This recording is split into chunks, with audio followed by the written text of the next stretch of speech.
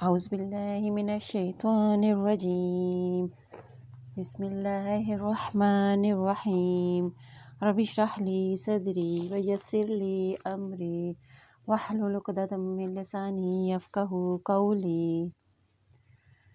پارہ نمبر 13، سورۃ یوسف، آیت نمبر 53۔ وَمَا أُبْرِئُ نَفْسِي إِنَّ النَّفْسَ لَأَمَّارَةٌ بِالسُّوءِ إِلَّا مَا رَحِمَ رَبِّي إِنَّ رَبِّي غَفُورٌ رَحِيمٌ۔ اور میں اپنے نفس کو بری نہیں کرتا، بے شک نفس تو برائی پر اکساتا ہے، مگر جس پر میرا رب رحم کرے، بے شک میرا رب رحم کرنے والا غفور الرحیم ہے۔ وَمَا أُبْرِئُ نَفْسِي، یعنی ان کی پاک دامنی ہر طرح سے ثابت ہو چکی تھی حضرت یوسف علیہ السلام کی، یعنی ان کو تبلیغ کا کام کرنا تھا، اس لیے اپنے اوپر سے انہیں اس الزام کو ہٹانا تھا۔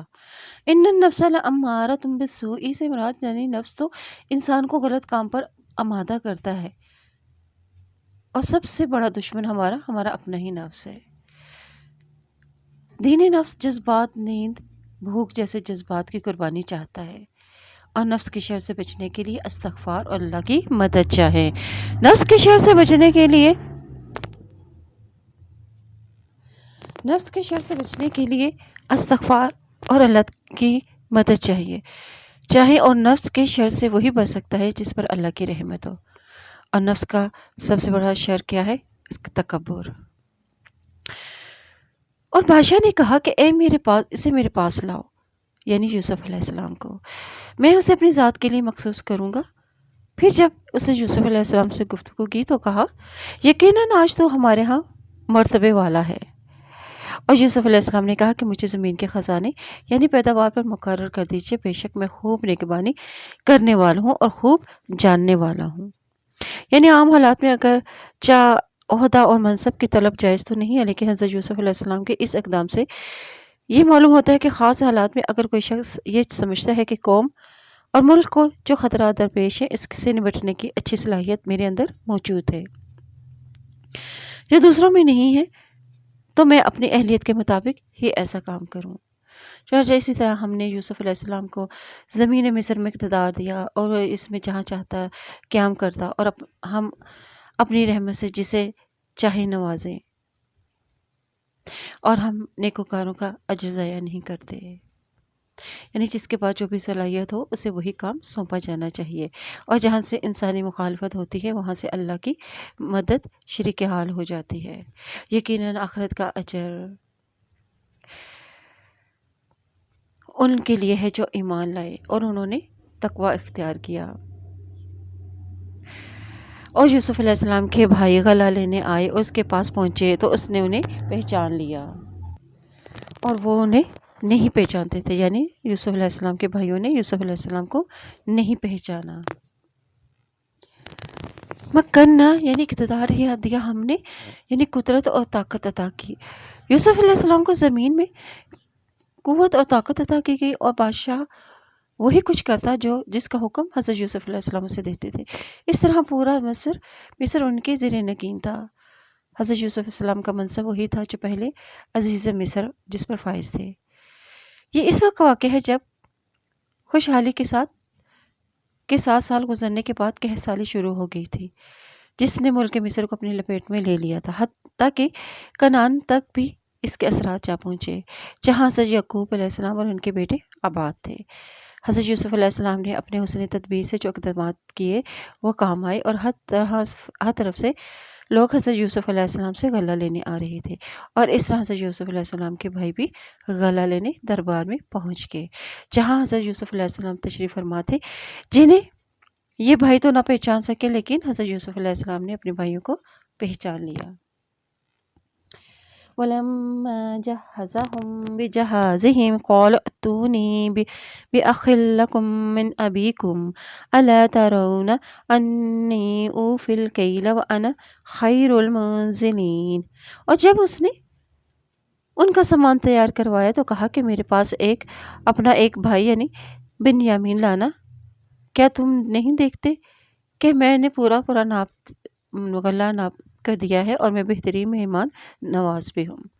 یعنی جب حضرت یوسف علیہ السلام نے اپنے بھائیوں سے باتیں پوچھی، جہاں انہوں نے سب کچھ بتایا، وہاں انہوں نے یہ بھی بتایا کہ ہمارے 2 بھائی اور بھی ہیں، یعنی وہ دوسرے ماں سے ہیں، اور ان میں سے ایک جو ہے وہ جنگل میں ہلاک ہو گیا تھا اور دوسرا اپنے والد کے پاس چھوڑ آئے ہیں۔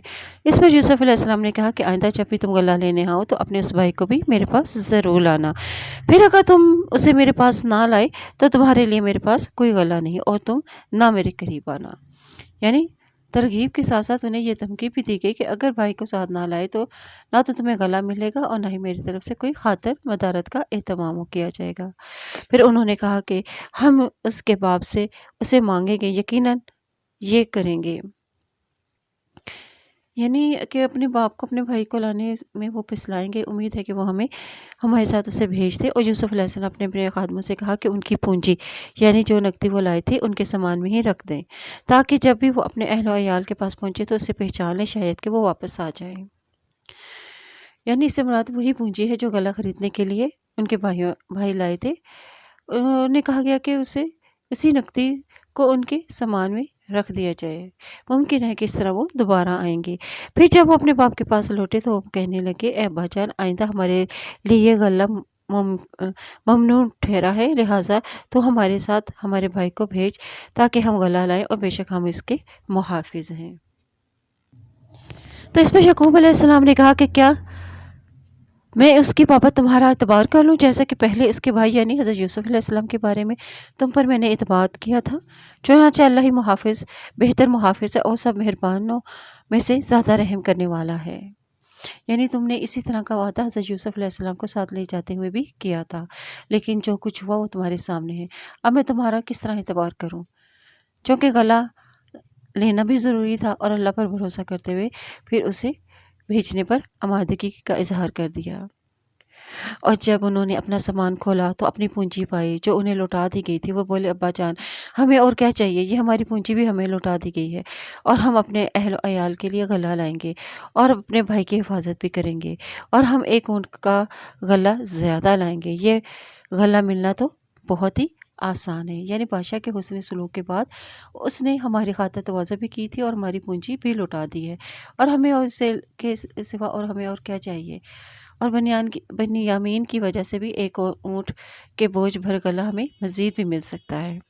اس پہ یعقوب علیہ السلام نے کہا، قال لن ارسلہ معکم حتی تؤتونی موثقا من اللہ لتأتوننی بہ الا ان یحاط بکم فلما آتوہ موثقهم قال اللہ علی ما نقول وکیل۔ یعنی یعقوب علیہ السلام نے کہا کہ میں اسے تمہارے ساتھ ہرگز نہیں بھیجوں گا حتیٰ کہ تم مجھے اللہ کا پختہ عہد دو کہ تم اسے ضرور میرے پاس لاؤ، کہ سوائے اس کے کہ تم گر جاؤ۔ پھر جب انہوں نے اس سے پختہ عہد کر لیا تو وہ بولے کہ جو کچھ ہم کہتے ہیں اللہ اس پر ضامن ہے۔ یعنی یعقوب علیہ السلام نے کہا کہ میں تو اسے تمہارے ساتھ ہرگز نہیں بھیجوں گا جب تک کہ تم مجھ سے پکا عہد نہ کر لو کہ تم اسے ضرور میرے پاس لاؤ گے۔ اگر تم اجتماعی مصیبت میں پیش آ جاؤ، یا تم ہلاک ہو جاؤ یا گرفتار بھی ہو جاؤ، جس سے غلامی میں تم پر قادر نہ ہو تو اس اور بات ہے۔ یعنی اور اس پر بھی، اور اس نے یہ بھی کہا کہ میرے بیٹو کہ تم ایک ہی دروازے سے نہ داخل ہونا بلکہ متفرق دروازوں سے داخل ہونا، اور میں تمہیں اللہ کی تقدیر سے ذرا بھی نہیں بچا سکتا، اور خدا کا حکم اسی کا ہے اور اسی پر ہی میں نے توکل کیا، اور توکل کرنے والوں کو بھی اسی پر توکل کرنا چاہیے۔ یعنی ظاہری اسباب اختیار کرنا کچا توکل کے خلاف نہیں ہے، تاہم اللہ پر اعتماد بہت بڑا عمل ہے، اور اسی کی بڑی فضیلت احادیث میں بھی بیان کی گئی ہے۔ جیسے کہ ایک حدیث میں فرمایا گیا ہے کہ نبی صلی اللہ علیہ وسلم نے فرمایا کہ میری امت کے 70,000 آدمی بغیر حساب کے جنت میں داخل ہوں گے، اور یہ وہی لوگ ہیں جو نہ دم کراتے ہیں اور نہ ہی بشکونی لیتے ہیں، بلکہ صرف اللہ کے ذات پر ہی اعتماد کرتے ہیں۔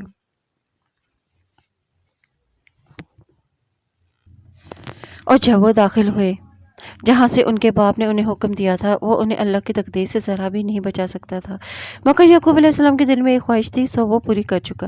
بلا شبہ ہماری تعلیم دینے کی وجہ سے وہ صاحب علم تھا، لیکن اکثر لوگ علم نہیں رکھتے۔ اور جب یوسف علیہ السلام کے پاس پہنچے تو اس نے اپنے سکے بھائی یعنی بن یامین کو اپنے پاس رکھ لیا اور کہا کہ بے شک میں تیرا بھائی ہوں، لہٰذا تو اس کا غم نہ کر، اور جو کچھ وہ کرتے رہے ہیں۔ یعنی یوسف علیہ السلام نے بھی خلوت میں بن یامین سے باتیں کی اور انہیں پچھلی تمام باتیں بتلا دی کہ بھائیوں نے میرے ساتھ جو کچھ بھی کیا ہے اس پر رنج نہ کر۔ بعض کہتے ہیں کہ بن یامین کو اپنے پاس رکھ لینے کے لیے جو بھی حیلہ اختیار کرنا تھا اس سے انہیں آگاہ کر دیا تاکہ وہ اس سے پریشان نہ ہوں۔ یہاں سے یہ بات معلوم ہوتی ہے سیکھنے کے لیے کہ انسان کی تدبیر کے باوجود ہوتا وہی کچھ ہے جو اللہ چاہتا ہے۔ فَلَمَّا جَهَّزَهُم بِجَهَازِهِمْ جَعَلَ السِّقَايَةَ فِي رَحْلِ أَخِيهِ ثُمَّ أَذَّنَ مُؤَذِّنٌ أَيَّتُهَا الْعِيرُ إِنَّكُمْ لَسَارِقُونَ۔ اور پھر جب یوسف علیہ السلام نے اس کا سامان تیار کرا دیا تو اپنے بھائی کے سامان میں ایک پیالہ رکھ دیا۔ اب انہوں نے ایک تدبیر کی اپنے بھائی کو اپنے پاس رکھنے کے لیے۔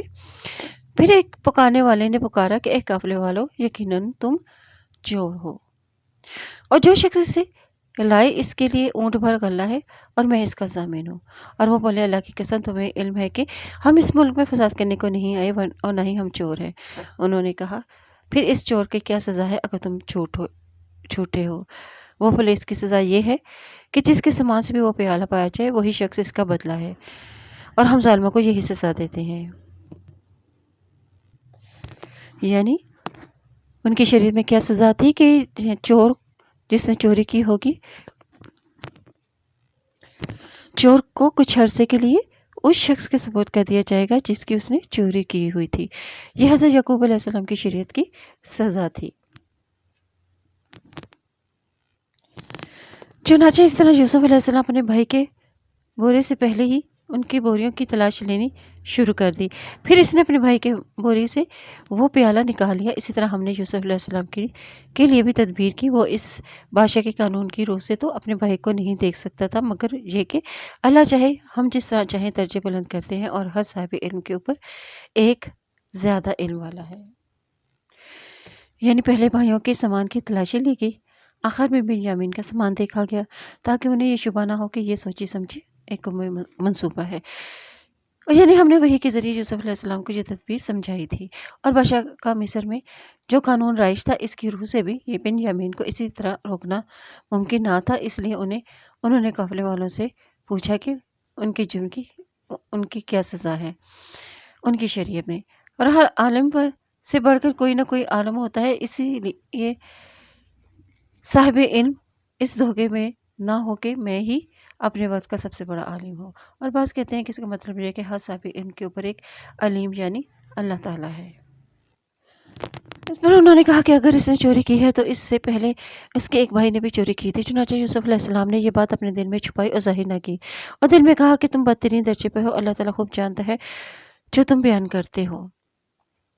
اور انہوں نے کہا کہ اے عزیز بے شک اس کا باپ بوڑھا بڑی عمر کا ہے، اور چنانچہ آپ اس کی جگہ ہم میں سے کسی ایک کو پکڑ لیں، بے شک ہم دیکھتے ہیں آپ احسان کرنے والے ہیں۔ یعنی یوسف علیہ السلام کو اب عزیز مصر اس لیے بھی کہا گیا ہے کہ اس وقت اصل اختیارات حضرت یوسف علیہ السلام کے پاس تھے۔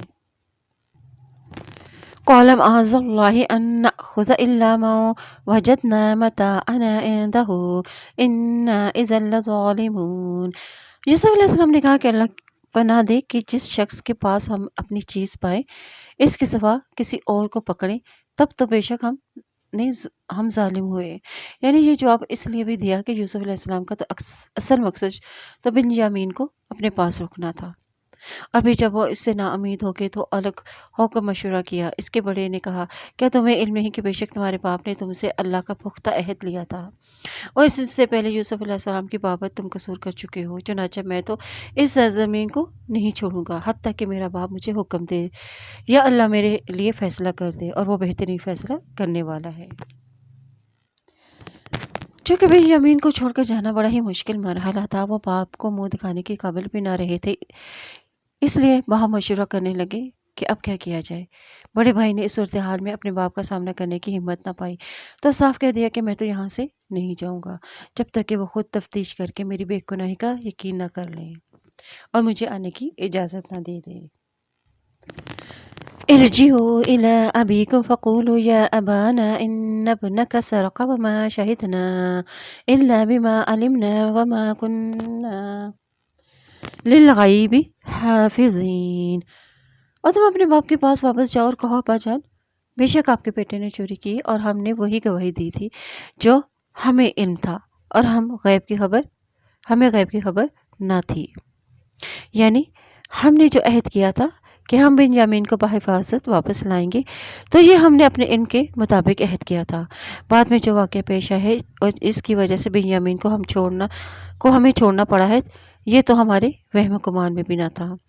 دوسرا مطلب یہ بھی ہے کہ ہم نے چوری کی جو سزا بیان کی تھی کہ چور کو ہی چوری کے بدلے میں رکھ لیا جائے، تو یہ سزا ہم نے اپنے علم کے مطابق ہی تجویز کی تھی۔ اس میں کسی قسم کی بدنیتی شامل نہ تھی، لیکن پھر یہ اتفاق کی بات ہے کہ جب سامان کی تلاشی لی کی تو وہ پیالہ بنیامین کے سامان سے ہی نکل آیا تھا۔ اور آپ اس بستی والوں سے پوچھ لیں جس میں ہم رہے، اس قافلے سے بھی جس میں ہم آئے ہیں، بے شک ہم سچے ہیں۔ اس پر یعقوب علیہ السلام نے کہا یہ حقیقت یہ نہیں بلکہ تمہارے لیے تمہارے دلوں نے ایک بری بات کو آراستہ کر دیا ہے، چنانچہ صبر ہی بہتر ہے۔ شاید اللہ ان سب کو میرے پاس لے آئے، بے شک وہی علیم و حکیم ہے۔ اور ان سے منہ پھیر کر بولے ہائے افسوس یوسف علیہ السلام پر کہ اس کی آنکھیں غم سے سفید ہوگی اور وہ غم سے بھرا ہوا تھا۔ یعنی اس تازہ صدمے نے یوسف علیہ السلام کی جدائی کے صدمے کو بھی تازہ کر دیا تھا اور آنکھوں کی سیاہی مارے غم کی سفیدی میں بدل گئی تھی۔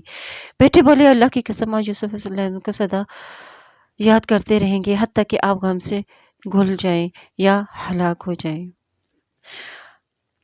اس نے کہا کہ میں تو اپنی پریشانی اور غم کا شکوہ صرف اللہ ہی سے کرتا ہوں۔ قال انما اشکو بثی وحزنی الی اللہ واعلم من اللہ ما لا تعلمون۔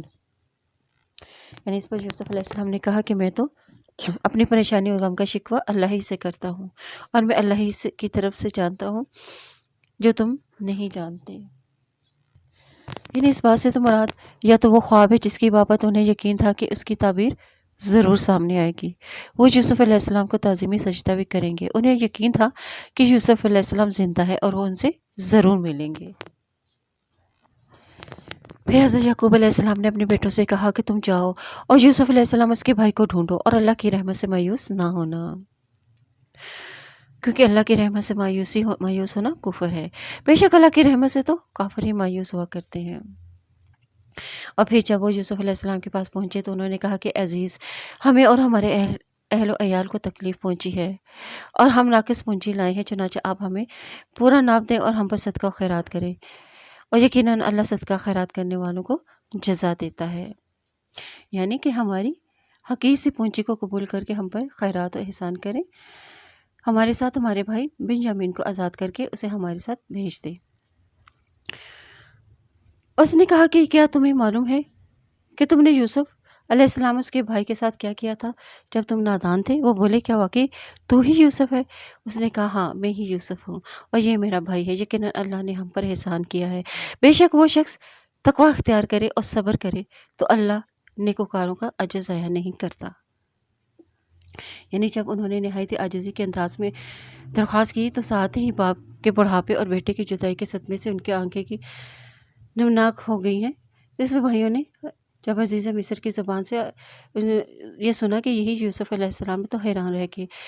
تو سوال کیا کہ تو ہی یوسف علیہ السلام تو نہیں؟ اس پر سوال کے جواب پر انہوں نے اعتراف کیا کہ میں ہی یوسف ہوں، اور اللہ کے احسان کا بھی ذکر کیا اور صبر و تقوی بیان کر کے بتلا دیا کہ تم نے مجھے ہلاک کرنے کی کوشش کی تھی، لیکن یہ اللہ کا بڑا فضل اور احسان ہے جس نے مجھے مصر کی فرمانروائی عطا کی۔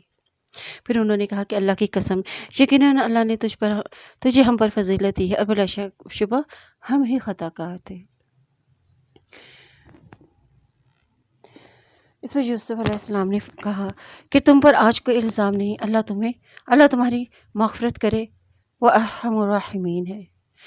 تم میری یہ قمیص لے جاؤ اور اسے میرے باپ کے چہرے پر ڈال دو، وہ یقیناً ان کی آنکھیں پر نور ہو جائیں گی، اور تم اپنے تمام اہل و عیال کو میرے پاس لے آؤ۔ یعنی بنی اسرائیل کی پھر یہاں سے ہجرت ہوئی اور جب قافلہ مصر سے چلا قافلہ مصر کے لیے چلا تو اس کے باپ نے کہا کہ بے شک میں یوسف علیہ السلام کی مہک پاتا ہوں، اگر تم مجھے بہکاوا نہ کہو۔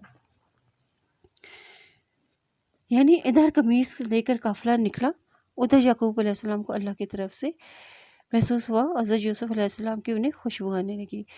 گویا کہ اس بات کا اعلان تھا کہ اللہ تعالیٰ کے پیغمبر کو بھی جب تک اللہ کی طرف سے کوئی اطلاع نہ ملے پیغمبر بے خبر ہوتا ہے۔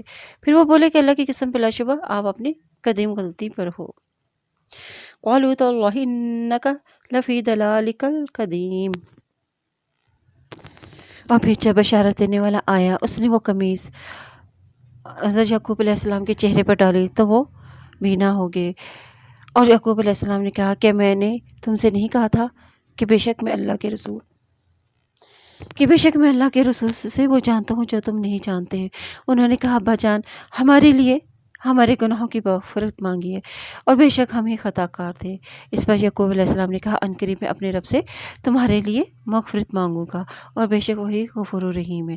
چنانچہ جب وہ یوسف علیہ السلام کے پہنچے تو اس نے اپنے ماں باپ کو اپنی جگہ دی اور کہا کہ تم مصر میں داخل ہو جاؤ، اگر اللہ نے چاہا تو امن میں رہو گے۔ یعنی یہ عزت و احترام کے ساتھ انہیں اپنے پاس جگہ دی، اور اس نے اپنے ماں باپ کو تخت پر اونچا بٹھایا اور سب اس کے آگے سجدے میں گر گئے۔ اور یوسف علیہ السلام نے کہا ابا جان یہ میرے پہلے خواب کی تعبیر ہے، اور میرے رب نے اسے سچا کر دیا ہے، اور اس نے مجھ پر احسان کیا ہے جب اس نے مجھے قید سے نکالا اور دم دہات سے یہاں لے آئے، اور اس کے بعد شیطان نے میرے اور میرے بھائیوں کے درمیان فساد ڈال دیا تھا۔ بے شک میرا رب باریک بینی سے جو چاہے تدبیر کرتا ہے، بے شک وہی علیم الحکیم ہے۔ یعنی اب یہاں پہ ادب و تعظیم کے طور پر انہوں نے یوسف علیہ السلام کے سامنے وہ جھکے تھے۔ وَخَرُّوا لَهُ سُجَّدًا کے الفاظ بتلائے گئے ہیں کہ وہ زمین پر یوسف علیہ السلام کے سامنے سجدہ ریز ہو گئے۔ یعنی یہ سجدہ کے معنی میں ہے، تاہم یہ سجدہ تعظیم ہے، سجدہ عبادت نہیں ہے۔ اسلام میں شرک کے سطح باب کے لیے سجدہ تعظیم کو بھی حرام قرار دیا گیا ہے۔ اب سجدہ تعظیم بھی کسی کے لیے جائز نہیں ہے۔ رَبِّ قَدْ آتَيْتَنِي مِنَ الْمُلْكِ وَعَلَّمْتَنِي مِن تَأْوِيلِ الْأَحَادِيثِ فَاطِرَ السَّمَاوَاتِ وَالْأَرْضِ أَنْتَ وَلِيِّي فِي الدُّنْيَا وَالْآخِرَةِ تَوَفَّنِي مُسْلِمًا وَأَلْحِقْنِي بِالصَّالِحِينَ۔ اے میرے رب تو نے مجھے حکومت عطا کی اور مجھے خوابوں کی تعبیر سکھلائی۔ اے آسمان و زمین کے پیدا کرنے والے، تو ہی دنیا اور آخرت میں میرا کارساز رہا، اور تو مجھے اسلام پر موت دے اور مجھے صالحین کے ساتھ ملا۔ یہ غیب کی کچھ خبریں ہیں، یہ ہم آپ کی طرف وحی کرتے ہیں، اور آپ یعنی برادران یوسف کے پاس نہیں تھے جب انہوں نے اپنی ایک بات پر اتفاق کیا تھا اور وہ مکر کر رہے تھے۔ وَمَا أَكْثَرُ النَّاسِ لَوْ حَرَصْتَ بِالْمُؤْمِنِينَ۔ اور اکثر لوگ اگرچہ آپ حریص کریں ایمان لانے والے نہیں ہیں، اور آپ اس تبلیغ پر ان مشرکین مکہ سے بھی کوئی اجر نہیں مانگتے۔ یہ قرآن تو سارے عالم کے لیے نصیحت ہے، اور آسمان و زمین میں کتنی ہی نشانی ہے کہ ان پر سے گزرتے ہیں اور ان سے بے دہانی سے گزر جاتے ہیں، اور ان کے اکثر اللہ پر اسی طرح ایمان لاتے ہیں کہ مشرک ہی ہوتے ہیں۔ کیا وہ نہ ڈر ہو گئے ہیں، یعنی مطمئن ہو گئے ہیں کہ ان پر اللہ کے عذاب کی کوئی آفت آئی یا اچانک ان پر قیامت آ جائے اور انہیں خبر نہ ہو۔ اللہ تعالیٰ نے آپ کو پچھلے یعنی نبی صلی اللہ علیہ وسلم کے پیچھے واقعات سے آگاہ فرما رہے ہیں تاکہ لوگ اس بات سے عبرت پکڑیں، لیکن اکثر لوگ ہی ایمان لانے والے نہیں ہیں، اور لوگ کسی سے ہدایت حاصل کریں اپنی دنیا اور آخرت کو سنوار لیں۔ قرآن تو اہل دنیا کے لیے ہدایت و نصیحت ہے، اور یہ بھی حقیقت ہے کہ جیسے قرآن نے بڑی وضاحت کے ساتھ بیان فرمایا ہے کہ مشرکین یہ تو جانتے ہیں کہ آسمان و زمین کا مالک اور رازق تو صرف اللہ ہی کی ذات ہے، لیکن اس کے باوجود عبادت میں وہ اللہ کے ساتھ کسی اور کو بھی شریک ٹھہراتے ہیں۔ یوں یہ لوگ جو ہے وہ مشرک ہیں۔ اے نبی صلی اللہ علیہ وسلم آپ کہہ دیجئے یہی میری راہ ہے، اور میں تمہیں اللہ کی طرف بلاتا ہوں، اور میں اور وہ لوگ جنہوں نے میرا اتباع کیا بصیرت پر ہیں، اور اللہ پاک ہے اور میں مشرکوں میں سے نہیں ہوں۔ اور آپ سے پہلے ہم نے مرد ہی رسول بنا کر بھیجے، اور انہی کی طرف ہم وہی کرتے تھے، اور وہ بستیوں کے رہنے والے تھے۔ کیا پھر وہ زمین میں نہیں چلے پھرے کہ دیکھتے ان لوگوں کا انجام کیا ہوا جو ان سے پہلے تھے، اور پرہیزگاروں کے لیے آخرت کا گھر ہی بہترین ہے۔ کیا پھر تم نہیں سمجھتے؟ حتیٰ کہ جب رسول مایوس ہو گئے اور وہ خیال کرنے لگے کہ انہیں خلاف واقعہ خبر دی گئی ہے تو اس کے پاس ہماری مدد آ پہنچی، پھر نجات ملی اسے جسے ہم نے چاہا، اور مجرم قوم سے ہمارا عذاب ٹالا نہیں جاتا۔ یعنی انہیں یہ مایوسی اپنی قوم کے ایمان نہ لانے کی سلسلے میں ہوئی تھی۔ نبی صلی اللہ علیہ وسلم کو یہاں تسلی دی جا رہی ہے کہ آپ کی قوم پر جو بھی عذاب آنے میں تاخیر ہو رہی ہے اس سے گھبرانے کی ضرورت نہیں ہے، اس میں اللہ کی مشیت کے مطابق انہیں مہلت دی جا رہی ہے، حتیٰ کہ رسول اپنی قوم کے ایمان سے نا امید ہو گئے اور لوگ خیال کرنے لگے کہ شاید انہیں عذاب کا یوں ہی جھوٹ مول کہا گیا ہے۔ یقیناً ان کے قصوں میں عقل والوں کے لیے عبرت ہے، اور یہ قرآن گھڑی ہوئی بات نہیں ہے بلکہ یہ اپنے سے پہلی کتابوں کی تصدیق اور ہر چیز کی تفصیل ہے، اور ایمان لانے والوں کے لیے ہدایت و رحمت ہے۔ گویا قرآن کے فہم کا حصول اور اس کے ذریعے سے راہ یاب ہدایت پا جانا اللہ کا ایک انعام ہے، جیسے کہ حدیث میں بھی ہے کہ اگر اللہ تعالیٰ کسی شخص کے ساتھ بھلائی کرنا چاہتا ہے تو اسے دین کی سمجھ بوجھ عطا فرما دیتا ہے۔ اور یہ قرآن جس میں یہ قصہ یوسف علیہ السلام اور دیگر قوموں کے واقعات بیان کیے گئے ہیں کوئی گھڑا ہوا قصہ نہیں ہے، بلکہ یہ پچھلی کتابوں کی تصدیق کرنے والی یہ کتاب قرآن پاک ہے، اور اس میں دین کے بارے میں ضروری باتوں کی تفصیل بھی ہے اور اہل ایمان والوں کے لیے ہدایت و رحمت بھی ہے۔ سورۃ الرعد۔ بسم اللہ الرحمن الرحیم۔ الف لام میم را۔ تلک آیات الکتاب والذی انزل الیک من ربک الحق ولکن اکثر الناس لا یؤمنون۔ الف لام میم را۔ اے نبی صلی اللہ علیہ وسلم یہ کتاب کی آیات ہیں اور آپ کے رب کی طرف سے آپ پر نازل کیا گیا ہے، وہ حق ہے لیکن اکثر لوگ ایمان نہیں لاتے۔ الکتاب سے مراد یہاں یہ صورت ہے آپ کے رب کی طرف سے حق نازل ہوا ہے، یعنی یہ آیت الکتاب ہے، آیت الکتاب ہے۔ اکثر لوگ ایمان نہ لانے کی وجہ کیا ہے کہ وہ اللہ اور الکتاب کو نہیں مانتے، کیونکہ ان کو اس میں کچھ نظر نہیں آتا، اور جو چیزیں سامنے نظر آتی ہیں وہ اکثر لوگ ان میں مبتلا ہو جاتے ہیں، چونکہ قیامت کے دن کا انجام وہ انہیں نظر نہیں آتا، اس لیے وہ اس پر ایمان نہیں لاتے۔ اللہ الذی رفع السماوات بغیر عمد ترونها ثم استوى على العرش وسخر الشمس والقمر كل يجري لأجل مسمى يدبر الأمر يفصل الآيات لعلكم بلقاء ربكم توقنون۔ اور اللہ وہ ذات ہے جس نے ستونوں کے بغیر آسمان بلند کیا اور تم انہیں دیکھتے ہو کہ پھر وہ مستوی عرش ہوا اور سورج اور چاند کو کام پر لگایا، اور ہر ایک مقررہ مدت کے لیے چل رہا ہے، اور وہ کام کی تدبیر کرتا ہے اور اپنے نشانیاں تفصیل سے بیان کرتا ہے تاکہ تم اپنے رب کی ملاقات پر یقین کر لو۔ یعنی جس رب نے یہ کائنات بنائی ہے اس نے یہ کتاب انسانوں کی ہدایت کے لیے بھیجی ہے، یہ کائنات میں غور و فکر نہیں کرتے اور اس کتاب سے ہدایت حاصل نہیں کرتے۔ هو الذی مد الارض وجعل فيها رواسي وانهارا وما كل الثمرات جعل فيها زوجين اثنين يغشي الليل النهار ان في ذلك لآيات لقوم يتفكرون۔ اور وہی ہے جس نے زمین پھیلائی اور اس میں پہاڑ اور نہریں بنائی اور اس میں ہر قسم کے پھل کے دو جوڑے بنائے، اور وہ دن اور رات سے ڈھانپتا ہے، دن کو رات سے ڈھانپتا ہے، بے شک اس میں ان لوگوں کے لیے بڑی نشانی ہے جو غور و فکر کرتے ہیں۔ اب زوجین اثنین سے مراد نر اور مادہ دونوں بنائے، یا اس کا دوسرا مطلب یہ بھی ہو سکتا ہے کہ میٹھا اور کھٹا، سرد اور گرم، سیاہ اور سفید، ذائقہ دار اور بس ذائقہ بھی۔ اور زمین میں وہاں ملتے ہوئے قطعات بھی ہیں اور انگور کے باغات اور کھیتیاں اور کھجور کے درخت بھی ہیں جو جڑ سے ملے ہوئے ہیں اور جدا جدا بھی ہیں، جو ایک ہی پانی سے سیراب ہوتے ہیں۔ ہم بعض کو بعض پر پھلوں کے ذائقے میں فضیلت دیتے ہیں، اور بے شک اس میں ان لوگوں کے لیے بھی نشانی ہے جو اسے سمجھتے ہیں۔ یعنی عقل والوں کے لیے اس میں کیا نشانی ہے کہ جیسے زمین ہوتی ہے ویسے ہی اس کی پیداوار ہوتی ہے، یعنی جیسے ماں ہوگی ویسے ہی اس کی اولاد ہوگی، اسی طرح زمین کی طرح انسان کے دل بھی مختلف ہوتے ہیں، ان کی سوچ بھی مختلف ہوتی ہے۔ اور اگر آپ تعجب کریں تو ان کا یہ کہنا عجیب طرح کہ کیا جب ہم مٹی ہو جائیں گے تو ہمیں از سر نو پیدا کیا جائے گا؟ یہی لوگ ہیں جو اپنے رب کے منکر ہیں، اور یہی ہے ان کی گردنوں میں طوق ہوں گے، اور یہی دوزخ والے ہیں، اور جس میں وہ ہمیشہ ہمیشہ رہیں گے۔ یعنی اعمال کی گردنوں میں جس چیز کے طوق ہوں گے کہ انہوں نے دنیا میں خیالات اور ضد کا طوق پہنا ہوا تھا۔ کفار رب کے ساتھ کیسے کفر کرتے ہیں؟ یعنی رب کی قدرت کی، اس کی طاقت اور اس کے صفت خالقی کا انکار کر کے۔ اور آگ کے ساتھی کون لوگ ہوں گے جو مرنے کے بعد جی اٹھنے پر یقین نہیں رکھتے ہوں گے۔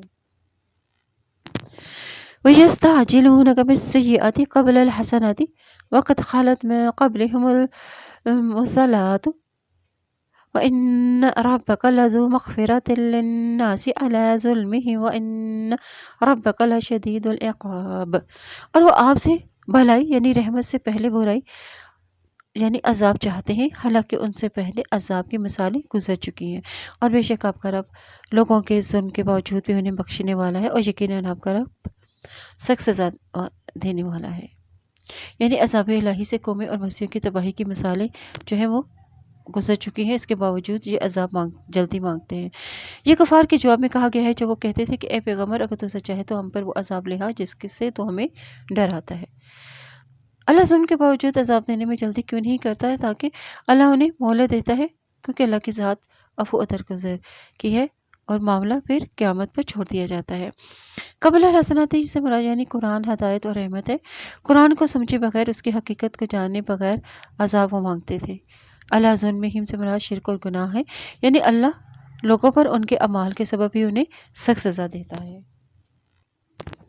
وَيَقُولُ الَّذِينَ كَفَرُوا لَوْلَا أُنزِلَ عَلَيْهِ آيَةٌ مِّن رَّبِّهِ إِنَّمَا أَنتَ مُنذِرٌ وَلِكُلِّ قَوْمٍ هَادٍ۔ اللہ جانتا ہے ہر وہ مادہ جو کچھ پیٹ میں اٹھائے پھرتی ہے، اور ارحام کی کمی اور پیشی بھی، اور اس کے ہاں ہر چیز کی مقدار مقرر ہے۔ اور کافر لوگ کہتے ہیں کہ اس پر اس کے رب کی طرف سے کوئی نشانی کیوں نہ اتری، اور اے نبی آپ تو صرف ڈرانے والے ہیں اور ہر قوم کے لیے ایک ہادی ہیں۔ یعنی ہر نبی کو اللہ نے حالات اور ضروریات کے مطابق اپنی مشیت کے مطابق کچھ نشانیاں اور معجزات عطا کیے ہیں، لیکن کافر معجزات کے طالب ہوتے رہتے ہیں، اور جیسے کہ کفار نے نبی صلی اللہ علیہ وسلم سے کہتے تھے کہ کوہ صفا کو سونے کا بنا دیا جائے، یا پہاڑی کی جگہ نہریں اور چشمے جاری ہو جائیں، وغیرہ وغیرہ۔ جب ان کی فرمائش کے مطابق معجزہ نہ دکھایا جاتا تو وہ کہتے کہ ان میں کوئی نشانی یعنی معجزہ نازل کیوں نہیں کیا گیا۔ اللہ تعالیٰ نے فرمایا کہ اے پیغمبر تیرا کام تو تبلیغ کرنا ہے، وہ تو کرتا جا، کوئی مانے یا نہ مانے۔ ہدایت دینا ہمارا کام ہے، تیرا مقصد سیدھا راستہ دکھانا ہے،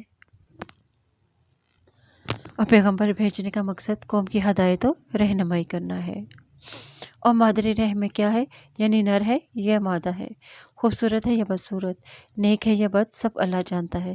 پیٹ کا بڑھنا اور گھٹنا سے بھی مراد حمل کی مدت ہے، جو عام طور پہ 9 مہینے ہوتی ہے، لیکن یہ گھٹتی اور بڑھتی رہتی ہے۔ عالم الغیب وشہادت الکبیر المتعال، وہ غیب و ظاہر کا جاننے والا ہے اور بہت ہی بڑا اور نہایت بلند ہے۔ اللہ کے نزدیک مساوی ہے کہ تم میں سے جو کوئی آہستہ بات کہے یا بلند آواز میں کہے، اور جو رات کی تاریکی میں چھپا ہو یا دن کی روشنی میں چل رہا ہو۔ اس انسان کے لیے باری باری آنے والے فرشتے ہیں، اس کے آگے سے اور اس کے پیچھے سے، وہ اللہ کے حکم سے حفاظت کرتے ہیں اس کی، اور بے شک اللہ کسی قوم کی اچھی حالت کو نہیں بدلتا حتیٰ کہ وہ خود اپنے دلوں کی کیفیت کو بدل لیں۔ اور جب اللہ کسی قوم کے ساتھ برائی یعنی عذاب کا ارادہ کرتا ہے تو اسے کوئی ٹالنے والا نہیں، اور اس کے لیے اس کے سوا کوئی کارساز بھی نہیں۔ هو الذی یریکم البرق خوفا وطمعا وینشئ السحاب الثقال، اور وہی ہے جو تمہیں ڈرانے اور امید دلانے کے لیے بجلی دکھاتا ہے اور بھاری بادل اٹھاتا ہے، اور بادل کی گرج اس کی حمد کے ساتھ تسبیح کرتی ہے، اور فرشتے بھی اس کے خوف سے تسبیح کرتے ہیں، اور وہی کڑکتی بجلیاں بھیجتا ہے، پھر انہیں جن پر چاہے گراتا ہے، اور جب وہ اللہ کی بابت جگڑ رہے ہوتے ہیں، اور اس کی چال زبردست ہے۔ الرعد ایک فرشتہ ہے جسے بادلوں پر معمور کیا گیا ہے، وہ اللہ کے حکم سے کے مطابق ہی بادلوں کو ایک جگہ سے دوسری جگہ ہانک کر لے جاتے ہیں۔ اللہ تعالیٰ کی تسبیح بیان کرتے ہیں۔ اور اسی کو ہی پکارنا برحق ہے، یعنی خوف اور امید کے ساتھ اسی ایک اللہ کو پکارنا صحیح ہے، کیونکہ وہی ہر ایک کی پکار سنتا اور اسے قبول کرتا ہے۔ یہ دعوت و عبادت کے معنی میں ہے، یعنی اسی کی عبادت حق اور صحیح ہے، اس کے سوا کوئی عبادت کا مستحق نہیں، کیونکہ کائنات کا مالک اور خالق اور مدبر صرف وہی ہے، اس لیے عبادت بھی کرنا صرف اسی کا ہی حق ہے۔ اور جو لوگ اس کے سوا دوسروں کو پکارتے ہیں وہ انہیں کسی بات کا جواب نہیں دیتے، مگر جیسے کوئی شخص اپنے دونوں ہاتھ پانی کی طرف بڑھائے تاکہ پانی اس کے منہ میں آ پہنچے، جبکہ وہ اس کے منہ تک نہیں پہنچنے والا، اور کافروں کی پکار بھی سراسر گمراہی ہی ہے۔ اور اللہ ہی سجدہ کرتے ہیں جو کچھ بھی آسمان اور زمین میں ہے، خوشی سے اور ناخوشی سے، اور اس کے سامنے بھی صبح اور شام سجدہ کرتے ہیں۔ اور اے نبی صلی اللہ علیہ وسلم، پوچھئے آسمانوں اور زمینوں کا رب کون ہے؟ کہہ دیجئے اللہ، اور کہیے پھر کیا تم نے اللہ کے سوا حماتی بنا رکھے ہیں جو خود اپنے نفع اور نقصان کے مالک نہیں ہوتے؟ کہہ دیجئے کہ اندھا اور دیکھنے والا برابر ہو سکتے ہیں؟ کیا اندھیرے اور روشنی برابر ہو سکتے ہیں؟ کیا انہیں اللہ کے شریک ٹھہرا رکھے ہیں کہ انہوں نے بھی اللہ کی مخلوق جیسی کوئی مخلوق بنا رکھی ہے، پھر وہ مخلوق اس پر مشتبہ ہو گئی ہے؟ کہہ دیجئے اللہ ہی ہر چیز کا خالق ہے، اور وہ یکتا ہے اور نہایت ہی غالب ہے۔ اور اللہ ہی نے زمین آسمان سے پانی نازل کیا تو ندی اور نالے اپنی اپنی جگہ گنجائش کے مطابق پانی بہہ نکلے، پھر سیلاب بھولا ہوا جھاگ اوپر آ گیا، اور ان دھاتوں میں سے بھی جنہیں زیور اور سامان بنانے کے لیے آگ میں پگھلاتے ہیں، اسی طرح کا جھاگ اٹھتا ہے۔ اور اللہ اسی طرح حق اور باطل کی مثالیں بیان کرتا ہے، چنانچہ جو جھاگ ہے وہ تو سوکھ کر ضائع ہو جاتا ہے، لیکن جو چیز انسانوں کو فائدہ دیتی ہے وہ زمین میں باقی رہتی ہے۔ اور اللہ اسی طرح اپنی مثالیں بیان کرتا ہے، یعنی جب حق اور باطل کا آپس میں اجتماع اور ٹکراؤ ہوتا ہے تو باطل کو اسی طرح ثابت اور تمام نہیں ہوتا جس طرح سیلابی ریلے کا جھاگ پانی کے ساتھ دھاتوں کا جھاگ اور جن کو آگ میں تپایا جاتا ہے، دھاتوں کے ساتھ پانی باقی نہیں رہتا بلکہ ختم ہو جاتا ہے، آہستہ آہستہ بیٹھ جاتا ہے یا ہوائیں اڑا لے جاتی ہیں۔ باطل کی بھی مثال بھی جھاگ کی طرح ہے، اور سونا اور چاندی اور تانبا اور پیتل وغیرہ باقی رہ جاتے ہیں۔ بقدرها یعنی وسعت کے مطابق، اس کا مطلب ہے کہ نالے یعنی وادی دو پہاڑوں کے درمیان کی جگہ، تنگ ہو تو کم پانی، کشادہ ہو تو زیادہ پانی گزرتا ہے۔ اسی طرح یعنی نزول قرآن کو بارش کے نزول سے تشبیہ دی گئی ہے، اور وادی کو تشبیہ دی گئی ہے دلوں کے ساتھ۔ قرآن کا نفع بھی بارش کے نفع کی طرح ہے، یعنی وادی نالوں میں جا کر پانی جو ہے وہ ٹھہر جاتا ہے، جس طرح قرآن اور ایمان مومنوں کے دلوں میں قرار پکڑتا ہے۔ فتح مالا سیلو زبد الرابیہ یعنی اسی جھاگ سے جو پانی کے اوپر آ جاتا ہے اور وہ ختم ہو جاتا ہے یا ہوائیں اسے اڑا لے جاتی ہیں، اس سے مراد کفر ہے جو جھاگ ہی کی طرح اڑ جانے والا ہوتا ہے اور ختم ہو جاتا ہے۔ پھر دوسری مثال، تانبے، پیتل، سونے، چاندی کے زیورات آگ میں جب دبایا جاتا ہے تو اس پر بھی جھاگ آ جاتا ہے۔ جھاگ سے مراد میل کچیل ہے جو ان دھاتوں کے اندر ہوتا ہے، آگ میں دبانے سے وہ جھاگ کی شکل میں اوپر آ جاتا ہے، پھر یہ جھاگ دیکھتے ہی دیکھتے ختم ہو جاتی ہے اور دھات اپنی اصل شکل میں باقی رہ جاتا ہے۔ اسی طرح جب اسلام کو انسان قبول کر لیتا ہے تو شیطانی وسوسے اسے آتے رہتے ہیں اور یہ جھاگ کی مانند ہوتے ہیں، اور جب ایمان قائم ہو جاتا ہے، پختہ ہو جاتا ہے، تو یہ جھاگ چلی جاتی ہے یعنی ختم ہو جاتی ہے، اور برائی اس کے اندر سے ختم ہو جاتی ہے، اور باقی پھر اس کا پختہ ایمان رہ جاتا ہے۔ اب کون سی چیز انسان کو نفع دیتی ہے؟ پھر اس کا حق پر رہنا، ایمان اور نیکی کے کام، یہ تمام چیزیں انسان کو پھر نفع دیتی ہیں۔ ماں ان سے یہاں مراد پانی یعنی دین الہی اور وحی الہی بھی ہے، اور وادی کو تشبیہ دی گئی ہے دلوں سے۔ ندی نالے کون ہے؟ یہ مومن ہے۔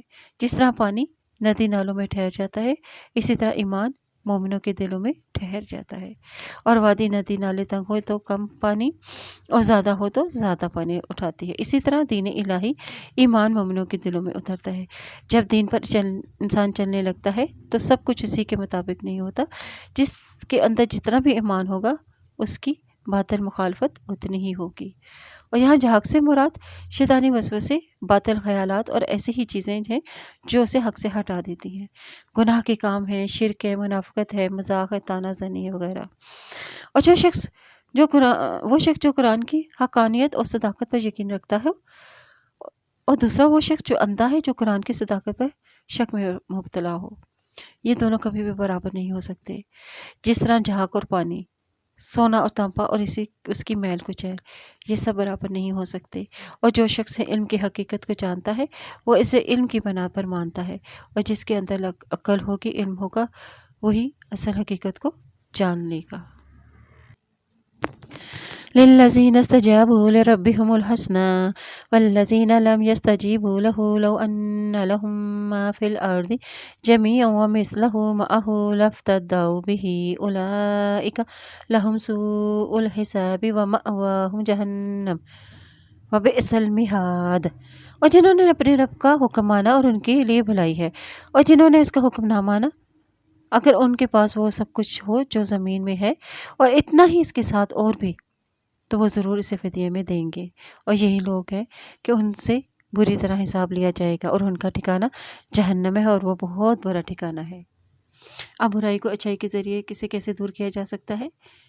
یعنی آپ اگر دکھاوے کو سادگی کے ذریعے سے دور کر دیں، حسد کو شکر کے ذریعے سے کو دور کر دیں، اور غصے کو خاموشی کے ذریعے سے، اور اسی طرح صدقے کے ذریعے سے اپنے گناہوں اور برائیوں کو دور کر دیں اپنے سے، اور جھوٹ کو سچ کے ذریعے سے، اور مایوسی کو امید کے ذریعے سے دور کر دیں۔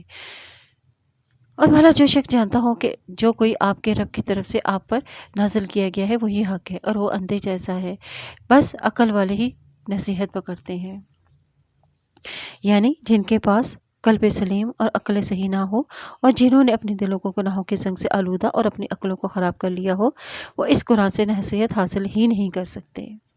اور جو اللہ کا عہد پورا کرتے ہیں اور پختہ وعدہ نہیں توڑتے، اور جو جوڑتے ہیں وہ چیز جسے اللہ نے انہیں جوڑنے کا حکم دیا ہے، وہ اپنے رب سے ڈرتے ہیں اور سخت حساب سے بھی گھبراتے ہیں۔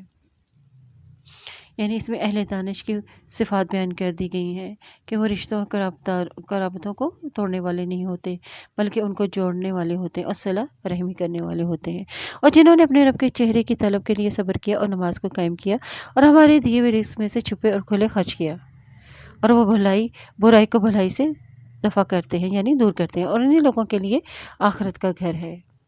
یعنی اہل دانش کی ایک اور صفت کا ذکر کیا گیا ہے کہ وہ اللہ کی نافرمانیوں اور گناہوں سے بھی بچنے والے ہوتے ہیں، اور یہ صبر کی ایک قسم ہے، تکلیفوں آزمائشوں میں صبر کرتے ہیں، اور ان کی خاص صفت یہ ہے کہ وہ نماز کو قائم کرتے ہیں، اور جو کچھ اللہ تعالیٰ نے انہیں رزق دیا ہے وہ اسے ہاتھوں سے اسے خرچ بھی کرتے ہیں اللہ کی راہ میں، اور برائیوں کو بھلائیوں سے ٹالتے ہیں۔ یعنی ان صفات کے حامل لوگوں کا اجر اللہ تعالیٰ نے کیا بتا دیا ہے، عقبیٰ الدار، یعنی ان کے لیے عاقبت کا گھر ہے، اور جو کہ ہمیشہ کے باغات ہیں اور جن میں وہ داخل ہوں گے، اور جو ان کے باپ دادا، ان کی بیوی اور ان کی اولادوں میں سے نیک ہیں، اور فرشتے جنت کے ہر دروازے کے پاس ان کے پاس سے آئیں گے اور انہیں کہیں گے تم پر سلام ہو، اسی لیے کہ تم نے صبر کیا، لہٰذا آخرت کا گھر بہت ہی خوب ہے۔ اور جو لوگ اللہ کے عہد کو پختہ کرنے کے بعد توڑ دیتے ہیں، اب یہاں پہ دوسرے قسم کے لوگوں کا ذکر کیا جا رہا ہے، وہ کیا کرتے ہیں کہ اللہ کے عہد کو پختہ کر لینے کے بعد توڑ دیتے ہیں، اور وہ جو چیز قطع کرتے ہیں جسے اللہ نے جوڑنے کا حکم دیا ہے، اور وہ زمین میں فساد کرنے والے ہوتے ہیں، انہیں لوگوں کے لیے لعنت ہے، اور ان کے لیے آخرت کا بہت ہی برا گھر ہے۔ اور اللہ جسے چاہے کھلا رزق دیتا ہے اور جسے چاہے نباتلا دیتا ہے، اور وہ کافر دنیا کی زندگی پر اتراتے ہیں اللہ کے۔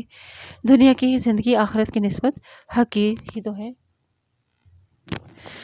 اور وہ کافر کہتے ہیں کہ اس کے رب کی طرف سے اس پر کوئی نشانی کیوں نہیں نازل کی گئی؟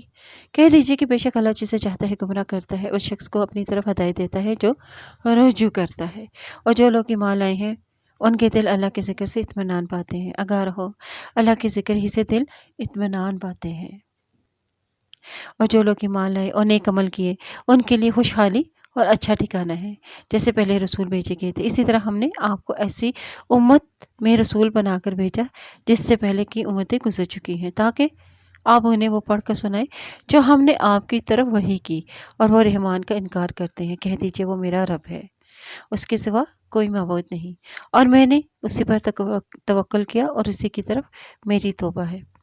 اور اگر بلا شبہ ایسا قرآن ہو تاکہ اس کے ذریعے سے پہاڑ چلائے جاتے، یا اس سے زمین قطع کی جاتی، یا اس سے مردے بول پڑتے، تو بھی کفارہ مان نہ لاتے، بلکہ سارا اختیار اللہ ہی کے پاس ہے۔ کیا پھر ایمان والوں نے ابھی تک نہیں جانا کہ اگر اللہ چاہتا تو سب ہی لوگوں کو ہدایت دے دیتا، اور جنہوں نے کفر کیا ان کے کرتوت پر انہیں آفت پہنچتی ہی رہے گی یا ان کے گھروں کے قریب اترے گی حتیٰ کہ اللہ کا وعدہ آ پہنچے۔ بے شک اللہ اپنے وعدے کے خلاف نہیں کرتا۔ اور اے نبی صلی اللہ علیہ وسلم، آپ سے پہلے رسولوں کا مذاق اڑایا گیا تو میں نے کافروں کو ڈھیل دی، پھر انہیں پکڑ لیا، اور پھر میرا عذاب کیسا عبرتناک تھا۔ بھلا وہ اللہ جو ہر نفس کے اعمال سے پر نگران ہے، جو اس کے کیے یعنی غیر اللہ کے مانند ہو سکتا ہے، اور انہوں نے اللہ کے ساتھ شریک ٹھہرائے ہیں۔ کہہ دیجئے ان کے نام تو لو، کیا تم اللہ کو اس چیز کی خبر دیتے ہو جو وہ نہیں جانتا زمین میں، بلکہ زن و باطل سے تم شریک ٹھہراتے ہو، بلکہ کافروں کے لیے ان کا مکر خوشنما بنا دیا گیا ہے، اور انہیں راہ حق سے بھی روک دیا گیا، اور جسے اللہ گمراہ کرتے اس کے لیے کوئی ہادی نہیں۔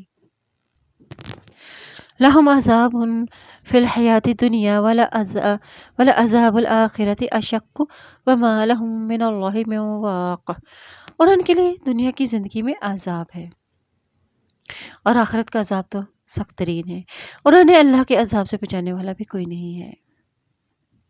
یعنی دنیا کی زندگی میں عذاب کیسے، یعنی اس سے مراد قتل اور اسیری ہے جو مسلمانوں کے ساتھ جنگ میں ان کافروں کے حصے میں آئی، اور آخرت کا عذاب یعنی دائمی عذاب ہے۔ جہنم کی آگ دنیا کی آگ کی نسبت سے زیادہ کئی گنا بڑھ کر ہے، اور جس جنت کا متقی لوگوں سے وعدہ کیا گیا ہے اس کی صفت تو یہ ہے کہ ان کے نیچے سے نہریں جاری ہیں، اور اس کے بعد اس کے سائے دائمی ہے۔ یہ ان کا انجام ہے جو متقی ہوئے، اور کافروں کا انجام آگ ہے۔ اور جنہیں ہم نے کتاب دی وہ اس قرآن سے خوش ہوتے ہیں اور جو آپ کی طرف نازل کیا گیا، اور جو کچھ گروہ ہیں جو اس کے بعض احکام کا انکار کرتے ہیں۔ اور کہہ دیجئے مجھے تو صرف یہ حکم دیا گیا ہے کہ میں اللہ کی عبادت کروں اور اس کے ساتھ شریک نہ کروں، اور اسی کی طرف میں دعوت دیتا ہوں، اور اسی کی طرف میری واپسی ہے۔ اور اسی طرح ہم نے اس قرآن کو عربی زبان میں بنا کر نازل کیا، اور اگر آپ نے اس کے بعد بھی ان کے خواہشات کا اتباع کیا کہ آپ کے پاس علم آ چکا، تو آپ کے لیے اللہ کے مقابلے میں کوئی حمایتی اور کوئی بچانے والا نہ ہوگا۔ علم آ جانے کے بعد سے مراد یہ ہے کہ وہ علم جو وحی کے ذریعے آپ کو عطا کیا گیا۔ امت کے اہل علم کو کہا جا رہا ہے کہ وہ دنیا کے عارضی اور مفادات کی خاطر قرآن و سنت کے واضح احکام کے مقابلے میں لوگوں کی خواہشات کے پیچھے نہ لگیں۔ اگر وہ ایسا کریں گے تو انہیں اللہ کے عذاب سے بچانے والا پھر کوئی نہ ہوگا۔ اور بے شک ہم نے آپ سے پہلے کئی رسول بھیجے، اور ہم نے انہیں بیوی بچوں والا بھی بنایا، اور کئی رسولوں کو یہ اختیار نہ تھا کہ وہ اللہ کے اذن کے بغیر کوئی نشانی یعنی معجزہ لا دکھاتے۔ ہر وعدے کے لیے لکھا ہوا وقت مقرر ہے۔ اللہ جسے چاہتا ہے اسے مٹاتا ہے، اور جسے چاہتا ہے ثابت کرتا ہے، اور اسی کے پاس اصل کتاب ہے۔ اور اے نبی صلی اللہ علیہ وسلم، جس عذاب کا ہم ان سے وعدہ کرتے ہیں، خواہ اس کا کچھ حصہ ہم آپ کو دکھا دیں یا اس سے پہلے آپ کو فوت کر دیں، آپ کے ذمہ تو صرف پہنچا دینا ہے اور ہمارا کام حساب لینا ہے۔ اور کیا وہ دیکھتے نہیں ہیں کہ بلا شبہ ہم کفر کی زمین کو ہر طرف سے گھٹاتے جا رہے ہیں، یعنی اسلام پھیل رہا ہے، اور اللہ حکم کرتا ہے اور کوئی اس کا حکم رد کرنے والا نہیں، اور وہی جلد حساب لینے والا ہے۔ یعنی عرب کی سرزمین مشرکین پر تنگ ہو رہی ہے، اور اسلام کو غلبہ اور عروج حاصل ہو رہا ہے، اور کوئی بھی اللہ کے حکم کو رد نہیں کر سکتا۔ وَقَدْ مَكَرَ الَّذِينَ مِن قَبْلِهِمْ فَلِلَّهِ الْمَكْرُ جَمِيعًا يَعْلَمُ مَا تَكْسِبُ كُلُّ نَفْسٍ وَسَيَعْلَمُ الْكُفَّارُ لِمَنْ عُقْبَى الدَّارِ۔ اور بے شک وہ لوگ بہت تدبیریں کر چکے جو ان سے پہلے تھے، بس اللہ ہی کے لیے ہے ساری تدبیریں، اور وہ جانتا ہے جو کچھ ہر نفس کماتا ہے، اور جلد ہی کفار جان لیں گے کہ آخرت کا گھر کس کے لیے ہے۔ اور کافر کہتے ہیں تم رسول نہیں ہو، آپ کہہ دیجئے اللہ ہی کافی ہے میرے اور تمہارے درمیان گواہ، اور وہ شخص بھی جسے کتاب کا علم ہے۔ علم الکتاب یعنی تورات اور انجیل کا علم، یعنی اہل کتاب میں سے وہ لوگ جو مسلمان ہوں گے۔ بعض کے نزدیک کتاب سے مراد قرآن پاک بھی ہے، اور بعض کے نزدیک الکتاب سے مراد لوح محفوظ لی ہے، یعنی جس کے پاس لوح محفوظ کا علم ہے، یعنی اللہ تعالیٰ۔ سورۃ الابراہیم، بسم اللہ الرحمن الرحیم، الف لام را، کتاب انزلناہ الیک لتخرج الناس من الظلمات الی النور باذن ربہم الی صراط العزیز الحمید۔ الف لام را۔ اے نبی صلی اللہ علیہ وسلم، یہ عظیم الشان کتاب ہم نے آپ کی طرف نازل کی ہے تاکہ آپ لوگوں کو ظلمات سے نور کی طرف نکال آئیں اور ان کے رب کے اذن سے غالب اور لائق تعریف کے راستے کی طرف، یعنی اللہ کی طرف، جس نے وہ سب کچھ ہے جو آسمان اور زمین میں ہے، اور کافروں کے لیے شدید عذاب اور تباہی ہے، اور جو آخرت پر دنیا کی زندگی کو محبوب رکھتے ہیں اور اللہ کے راستے سے روکتے ہیں، ان میں ٹیڑھا پن ڈھونڈتے ہیں اور وہی دور کی گمراہی میں ہیں۔ یعنی پیغمبر کا کام ہدایت کا راستہ دکھانا ہے۔ کتاب سے مراد یہ صورتیں ہیں، اور کتاب کے آنے کا مقصد کیا بتایا جا رہا ہے؟ لِتُخْرِجَ النَّاسَ مِنَ الظُّلُمَاتِ إِلَى النُّورِ۔ إِلَى النُّور سے مراد دین، اسلام اور علم ہے، اور ظلمات سے مراد کفر، شرک اور منافقت اور جہالت کے اندھیرے ہیں، اور الناس سے مراد دنیا کے لوگ ہیں۔ اللہ کے حکم یعنی اذن سے انہیں کہاں لے جاؤ؟ اِلَى صِرَاطٍ مستقیم، یعنی بلندی کے راستے کی طرف، سلامتی کے راستے کی طرف۔ اللہ کی ہدایت ان لوگوں کو ملے گی جو اس کی طرف بڑھے گا۔ بِإِذْنِ اللہ سے یعنی پیغمبر کا کام ہدایت کا راستہ دکھانا ہے۔ کوئی اس راستے کو اختیار کرتا ہے تو وہ اللہ کے حکم سے ہی ہوتا ہے۔ اور عذاب شدید کن لوگوں کے لیے ہے؟ ان کافروں کے لیے ہے جو اللہ سے کا انکار کرتے ہیں۔ اور عذاب آنے کی وجہ کیا ہے؟ یہ لوگ بڑی ذات کو چھوڑ کر، یعنی اللہ تعالیٰ کی ذات کو چھوڑ کے دنیاوی چیزوں کی طرف بڑھتے رہتے ہیں، اور یہ کیا کرتے ہیں؟ وَيَصُدُّونَ عَن سَبِيلِ اللَّهِ، نہ خود اللہ کے راستے پہ چلتے ہیں، نہ ہی دوسروں کو چلنے دیتے ہیں۔ آگے ان لوگوں کے عذاب کی وجوہات بیان کی گئی ہیں۔ الَّذِينَ يَسْتَحِبُّونَ الْحَيَاةَ الدُّنْيَا عَلَى الْآخِرَةِ وَيَصُدُّونَ عَن سَبِيلِ اللَّهِ وَيَبْغُونَهَا عِوَجًا أُولَٰئِكَ فِي ضَلَالٍ بَعِيدٍ۔ اور ہم نے ہر رسول کو اس کی اپنی قوم کی زبان بولنے والا بھی بنا کر بھیجا تاکہ وہ اس کے لیے کھول کر بیان کر دے، اور پھر اللہ جسے چاہے بھی گمراہ کرتا ہے اور جسے چاہے ہدایت دیتا ہے، اور وہ زبردست اور خوب ہی حکمت والا ہے۔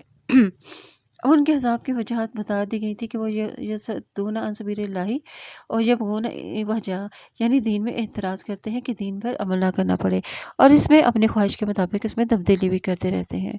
اور ان کی خرابیوں کا انجام کیا بتایا گیا ہے کہ یہ دور کی گمراہی میں ہے، یعنی گمراہی میں یہ بہت ہی دور نکل گئے ہیں۔ اور جب اللہ نے اہل ایمان پر، اہل دنیا پر احسان فرمایا کہ ان کی ہدایت کے لیے کتابیں نازل کی اور رسول بھی بھیجے، اور اس احسان کی تکمیل اس طرح فرمائی کہ ہر رسول کو قومی زبان میں بھیجا تاکہ کسی کو ہدایت کا راستہ سمجھانے میں دقت نہ ہو۔ اب ہدایت کے مستحق کون لوگ ہوتے ہیں؟ ہدایت سے ہی ملتی ہے جسے اللہ چاہتا ہے۔ اور بلا شبہ ہم نے موسیٰ علیہ السلام کو اپنی نشانیوں کے ساتھ بھیجا کہ وہ اپنی قوم کے ظلم کے اندھیروں سے نکال کر لائیں، اور اللہ کے یادگار ایام یاد کرائیں، اور بے شک ان میں ہر صابر اور شاکر کے لیے نشانیاں ہیں۔ اللہ کی آیات سے نصیحت حاصل کرنے والوں کی نشانیاں بتائی گئی ہیں۔ صبار، شکور، یعنی صبر کرنے والے اور شکر کرنے والے، یہ بڑی خوبیاں ہیں، اور ایمان کا مدار بھی انہی پر ہے۔ وَإِذْ قَالَ مُوسَىٰ لِقَوْمِهِ اذْكُرُوا نِعْمَتَ اللَّهِ عَلَيْكُمْ إِذْ أَنجَاكُم مِّنْ آلِ فِرْعَوْنَ يَسُومُونَكُمْ سُوءَ الْعَذَابِ وَيُذَبِّحُونَ أَبْنَاءَكُمْ وَيَسْتَحْيُونَ نِسَاءَكُمْ وَفِي ذَٰلِكُمْ بَلَاءٌ مِّن رَّبِّكُمْ عَظِيمٌ۔ اور جب موسیٰ علیہ السلام نے اپنی قوم سے کہا کہ اپنے اوپر رب کی نعمتوں کو یاد کرو، کیا نعمتیں دی؟ کہ جب اس نے تمہیں آل فرعون سے نجات دی، وہ تمہیں سخت عذاب دیتا تھا، تمہارے بیٹوں کو ذبح کر دیتا تھا، تمہاری بیٹیوں کو زندہ چھوڑ دیتا تھا، اور اس میں تمہارے رب کی طرف سے بڑی ہی عظیم آزمائش تھی۔ یعنی جس طرح یہ آزمائش بڑی آزمائش تھی، اسی طرح اس سے نجات اللہ کا بہت بڑا احسان تھا۔ اور جب تمہارے رب نے آگاہ کر دیا کہ اگر تم شکر کرو گے تو یقیناً میں تمہیں مزید دوں گا، اور اگر تم کفر کرو گے تو بلا شبہ میرا عذاب بہت سخت ہے۔ اور موسیٰ علیہ السلام نے کہا کہ اگر تم کفر کرو گے اور وہ سب لوگ بھی جو زمین میں ہیں تو بے شک اللہ بے پرواہ اور لائق کی تعریف ہے۔ مطلب یہ کہ انسان اللہ کی شکر گزاری کرے گا تو اسی میں اس کو فائدہ ہوگا، اور اگر ناشکری کرے گا تو اللہ کا اس پر کوئی نقصان نہیں ہے، وہ تو بے نیاز ہے۔ سارا جہاں نہ شکر گزار بھی ہو جائے تو اس کا کچھ بگاڑ نہیں سکتا۔ اگر انسان اللہ کی شکر گزاری کرے گا تو اس میں اسی کو ہی فائدہ ہوگا، یعنی اللہ مزید اسے نعمتیں اور انعامات سے اسے نوازے گا۔ اور کیا تمہیں ان کی خبر پہنچی؟ نہیں پہنچی جو تم سے پہلے تھے، یعنی قوم عاد، قوم سمود اور قوم نوح، جو ان کے بعد ہوئے اور جنہیں صرف اللہ ہی جانتا ہے۔ ان کے پاس ان کے رسول کھلی نشانیاں لائے تو انہوں نے اپنے ہاتھ اپنے منہ میں دبا لیے حیرت سے یا مذاق سے، اور بولے کہ بے شک ہم اسے نہیں مانتے جو تمہارے ہاتھ بھیجا گیا ہے، اور جس چیز کی طرف تم ہمیں بلاتے ہو ہم اس میں اس طرح میں ڈالنے والے شک میں مبتلا ہیں۔ اور رسولوں نے کہا کہ کیا تمہیں اس اللہ کی بابت شک ہے جو آسمان و زمینوں کا پیدا کرنے والا ہے؟ وہ تمہیں بلاتا ہے کہ تمہارے گناہ معاف کر دے اور تمہیں ایک وقت مقررہ تک مہلت دے۔ وہ کہنے لگے تم ہمارے جیسے ایک بشر ہی تو ہو، تم چاہتے ہو کہ ہم ان معبودوں سے روک دیے جائیں جن کی ہمارے باپ دادا نے عبادت کرتے تھے، لہٰذا ہمارے پاس کوئی کھلی دلیل معجزہ لے آؤ۔ ان کے رسولوں نے ان سے کہا کہ واقعی ہم تمہارے جیسے بشر ہی ہیں، لیکن اللہ اپنے بندوں میں سے جسے چاہتا ہے اس پر احسان کرتا ہے، اور ہمیں یہ اختیار نہیں کہ اللہ کے حکم کے بغیر ہم تمہارے پاس کوئی معجزہ لا سکیں۔ یعنی سارے اختیارات اللہ ہی کے پاس ہیں، اور مومنوں کو اللہ ہی پر توکل کرنا چاہیے۔ اور ہمارے پاس کیا عذر ہے کہ ہم اللہ پر توکل نہ کریں جبکہ وہ ہمیں ہماری راہیں دکھا چکا ہے، اور ہم ان اذیتوں پر بھی ضرور صبر کریں گے جو تم ہمیں دیتے ہو۔ اور توکل کرنے والوں کو اللہ ہی پر توکل کرنا چاہیے۔ اور کافروں نے اپنے رسولوں سے کہا کہ ہم تمہیں اپنی زمین سے ضرور نکال دیں گے یا تم ہمارے دین پر لوٹ آؤ۔ چنانچہ ان کے رب نے ان کی طرف وحی کی کہ ہم ظالموں کو ضرور ہلاک کر دیں گے، اور ان کے بعد ہم ضرور تمہیں اس سرزمین پہ آباد کریں گے۔ یہ انعام ان کے لیے ہے جو میرے حضور کھڑا ہونے سے ڈرا اور میری وعید سے ڈرا۔ یعنی جس طرح دوسرے مقامات میں فرمایا گیا کہ جو اپنے رب کے سامنے کھڑا ہونے سے ڈر گیا اور اپنے نفس کی خواہش سے روکے رکھا، یقیناً جنت اس کا ٹھکانہ ہے۔ اور انہوں نے فتح مانگی اور ہر سرکش ضدی ناکام ہوا، اور اس کے آگے جہنم ہے، یعنی عذاب ہے، اور وہاں سے پیپ کا پانی پلایا جائے گا جسے وہ گھونٹ گھونٹ پیے گا مگر حلق سے نہ اتار سکے گا، اور ہر طرف سے موت اس کی طرف بڑھے گی جبکہ وہ مرے گا نہیں، اس کے آگے نہایت ہی سخت عذاب ہوگا۔ اور جن لوگوں نے اپنے رب کے ساتھ کفر کیا ان کے نیک اعمال کی مثال راکھ کی سی ہے جسے آندھی کے دن زوردار کی ہوا اڑا لے جائے، اور جو کچھ انہوں نے کمایا وہ اس پر کوئی قدرت بھی نہیں رکھیں گے۔ یہی پرلے درجے کی گمراہی ہے کہ انہوں نے نہیں دیکھا کہ بے شک اللہ تعالیٰ نے آسمان اور زمین کے حق کے ساتھ پیدا کیا ہے، اگر وہ چاہے تو تمہیں لے جائے اور نئی مخلوق لے آئے، اور اللہ کے لیے یہ کام کچھ بھی مشکل نہیں ہے۔ اور سب لوگ اللہ کے سامنے کھڑے ہوں گے، کب؟ محشر میں۔ تو کمزور لوگ ان لوگوں سے کہیں گے جو دنیا میں تکبر کرتے تھے، بے شک ہم تو تمہارے تابع تھے، پھر کیا تم ہم سے اللہ کا کچھ عذاب دور کر سکتے ہو؟ وہ کہیں گے اگر اللہ ہمیں ہدایت دیتا تو ہم ضرور تمہیں ہدایت کرتے۔ اب ہمارے لیے برابر ہے خواہ ہم روئیں پیٹیں یا صبر کریں، ہمارے لیے بھاگنے کی کوئی جگہ نہیں۔ یعنی یہ سب میدان محشر میں اللہ کے روبرو کھڑے ہوں گے اور کوئی کہیں چھپ نہ سکے گا۔ جہنمی آپس میں ہی کہیں گے کہ جنتیوں کو جنت اس لیے ملی کہ وہ اللہ کے حضور، اللہ کے سامنے روتے گڑ گڑاتے تھے، آؤ ہم بھی اللہ کی بارگاہ میں آہوازاری کریں۔ چنانچہ وہ روئیں گے لیکن اس کا انہیں کوئی فائدہ نہ ہوگا۔ پھر وہ کہیں گے کہ جنتیوں کو جنت ان کے صبر کی وجہ سے ملی، چلو ہم بھی صبر کریں۔ پھر وہ صبر کا مظاہرہ کریں گے لیکن وہ صبر کرنا بھی انہیں کوئی فائدہ نہ دے گا، اور یہ ان کی باہمی گفتگو جہنم کے اندر ہوگی۔ اور جب فیصلہ چکا دیا جائے گا تو شیطان کہے گا بے شک اللہ نے تم سے وعدہ کیا تھا اور میں نے تو تم سے جو وعدہ کیا تھا اس کی میں نے خلاف ورزی کی، اور میرا تم پر کوئی زور نہ تھا مگر یہ کہ میں نے تمہیں دعوت دی تو تم نے میری بات مان لی۔ چنانچہ تم مجھے ملامت نہ کرو، اپنے آپ کو ملامت کرو، میں تمہارا فریاد رس نہیں تھا اور نہ ہی تم میرے فریاد رس ہو، بلا شبہ میں تو ان کا انکار کرتا ہوں جو تم سے پہلے مجھے اللہ کا شریک ٹھہراتے تھے، اور بے شک ظالموں کے لیے دردناک عذاب ہے۔ اور جو لوگ ایمان لائے ہیں انہوں نے نیک عمل کیا، وہ ایسی جنتوں میں داخل کیے جائیں گے جن کے نیچے سے نہریں جاری ہوں گی، اور وہ اپنے رب کے اذن سے ہمیشہ وہاں رہیں گے، اور وہاں ان کی ملاقات دعا ہوگی۔ اور اے نبی صلی اللہ علیہ وسلم کہ آپ نے دیکھا نہیں اللہ نے کیسے مثالیں بیان کی کلمہ طیبہ یعنی اسلام کی، کہ وہ ایک پاکیزہ درخت کی طرح ہے، اور اس کی جڑ مضبوط ہے، اس کی شاخیں آسمان میں ہیں، اور وہ ہر وقت اپنے رب کے سامنے حکم پر پھل لاتا ہے، اور اللہ لوگوں کے لیے مثالیں بیان کرتا ہے تاکہ وہ نصیحت پکڑیں۔ اب ان آیات میں اہل سعادت اور اہل ایمان کا تذکرہ ہے کہ ان کا ذکر ان کے ساتھ اس لیے کیا گیا ہے تاکہ لوگوں کے اندر اہل ایمان والا کردار اپنانے کا شوق پیدا ہو۔ تحیتہم فیہا سلام، یعنی آپس میں ان کا تحفہ یا ایک دوسرے کو سلام کرنا ہوگا۔ علاوہ ازیں فرشتے بھی ہر طرف دروازے سے داخل ہو کر انہیں سلام عرض کریں گے۔ اور کلمۃ طیبہ سے مراد کلمہ توحید اور اسلام ہے۔ اصلحہ یعنی ایمان مضبوط ہوتا ہے۔ یہاں مومن کی مثال ایک پاکیزہ درخت کی طرح ہے،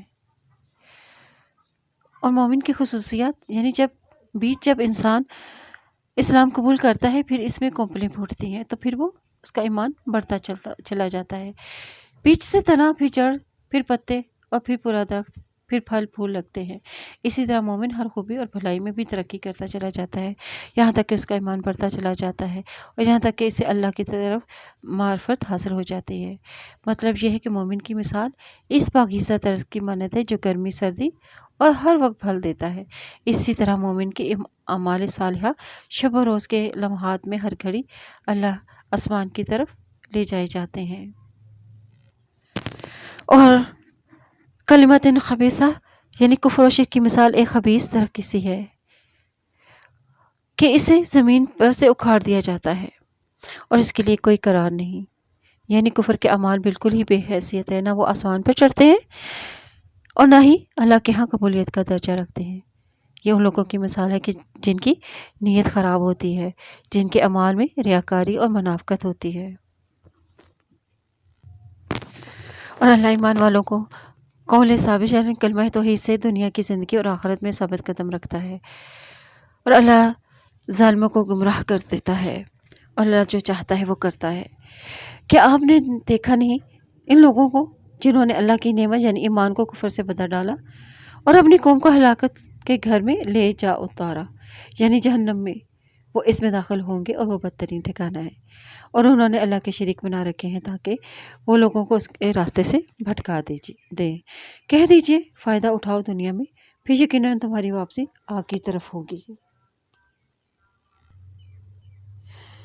کہہ دیجئے میرے ان بندوں سے جو ایمان لائے ہیں کہ وہ نماز قائم کریں، اور ہم نے انہیں جو رزق دیا ہے اس میں وہ سے چھپا کر علانیہ خرچ کریں، اور اس سے پہلے کہ وہ دن آ جائے یعنی قیامت کا دن جس میں نہ سودا بازی ہوگی اور نہ دوستی کام آئے گی۔ اللہ وہ ہے جس نے آسمان و زمینوں کو پیدا کیا ہے اور آسمان سے پانی نازل کیا ہے، پھر اس کے پانی کے ذریعے سے تمہارے لیے بطور رزق پھل پیدا کیے ہیں اور تمہارے لیے کشتیاں مسخر کی ہیں۔ یہاں اللہ کی نعمتیں یاد کرائی جا رہی ہیں، اور تمہارے لیے کشتیاں مسخر کی ہیں تاکہ سمندر میں اس کے حکم سے چلیں، اور تمہارے لیے دریاؤں کو مسخر کیا ہے تاکہ تم تجارت کا مال ایک جگہ سے دوسری جگہ تک لے جاؤ، اور تمہارے لیے سورج اور چاند ستارے مسخر کیے گئے ہیں جو مسلسل چل رہے ہیں، اور تمہارے لیے دن اور رات کو مسخر کیا ہے، اور تمہیں ہر وہ چیز دی ہے جو تم نے اس سے مانگی، اور اگر تم اللہ کی نعمتیں گنواؤ تو انہیں شمار نہ کر سکو گے۔ بے شک انسان بڑا ہی ظالم اور نہایت ہی ناشکرا ہے۔ اور جب ابراہیم علیہ السلام نے کہا کہ اے میرے رب اس شہر یعنی مکہ کو امن والا بنا دے اور مجھے اور میری اولاد کو بت پرستی سے بچا لے، یعنی شرک سے بچا لے، اور اے میرے رب بے شک انہوں نے بہت سے لوگ گمراہ کیے ہیں، پھر جو میری اتباع کرے گا تو یقیناً وہ میرا ہے، اور جو میری نافرمانی کرے گا تو بلا شبہ وہ غفور الرحیم ہے۔ اور اے ہمارے رب بے شک میں نے اپنی کچھ اولاد ایک بے زراعت وادی میں بسائی ہے تیرے محترم گھر یعنی کعبے کے پاس، اور اے ہمارے رب تاکہ وہ نماز قائم کریں، چنانچہ تو بعض لوگوں کے دلوں میں ان کی طرف مائل ہونے والے کر دے اور انہیں ہر قسم کے پھلوں سے رزق دے تاکہ وہ تیرا شکر ادا کریں۔ یہ اشارہ اس واقعے کی طرف ہے جو ابن عباس رضی اللہ تعالیٰ عنہ کی حدیث میں مذکور ہے۔ حضرت ابراہیم علیہ السلام نے حضرت اسماعیل علیہ السلام اس کی والدہ کو، جو ابھی اسماعیل علیہ السلام کو دودھ پلاتی تھی، بیت اللہ کے قریب زمزم کے پاس لا کر آباد کیا تھا، اور ان دونوں کے پاس ایک تھیلے کھجوریں اور ایک مشکیزے میں پانی رکھ دیا۔ اس وقت مکہ مکرمہ میں کوئی بھی انسان آباد نہ تھا اور نہ ہی پانی تھا۔ جب حضرت ابراہیم علیہ السلام ان دونوں کو چھوڑ کر واپس جانے لگے تو حضرت حاجرہ رضی اللہ تعالیٰ عنہ کے عرض کرنے پر حضرت ابراہیم علیہ السلام نے فرمایا کہ مجھے اللہ تعالیٰ نے یہی حکم دیا ہے۔ اور جب یہ کھجوریں اور پانی ختم ہو گیا تو حضرت حاجرہ رضی اللہ تعالیٰ عنہ نے پانی کی تلاش میں صفا و مروہ کے درمیان اضطرار کے عالم میں چکر لگائے۔ بالآخر اللہ کے حکم سے ایک فرشتے نے اس مقام پر اپنی ایڑی پر مارا، جس سے آب زمزم کا چشمہ جاری ہو گیا، اور پھر پانی کی وجہ سے یہاں قبیلہ بھی آباد ہو گئے۔ اور اے ہمارے رب، بے شک تو سب کچھ جانتا ہے، جو ہم چھپاتے ہیں اور جو ظاہر کرتے ہیں، اور آسمان اور زمین میں کوئی چیز پہ اللہ سے مخفی نہیں ہے۔ الحمدللہ الذی وہب لی علی الکبر اسماعیل واسحاق ان ربی لسمیع الدعاء رب اجعلنی مقیم الصلاۃ ومن ذریتی ربنا وتقبل دعاء ربنا اغفر لی ولوالدی وللمؤمنین یوم یقوم الحساب۔ اور تمام تعریفیں اللہ ہی کے لیے ہے جس نے مجھے بڑھاپے میں حضرت اسماعیل اور حضرت اسحاق علیہ السلام عطا فرمائی، یعنی اولاد جیسی نعمتیں ملنے پر اللہ کا شکر ادا کیا۔ اور بے شک میرا رب خوب دعاؤں کو سننے والا ہے، اور اے میرے رب، مجھے اور میری اولاد کو بھی نماز قائم کرنے والا بنا۔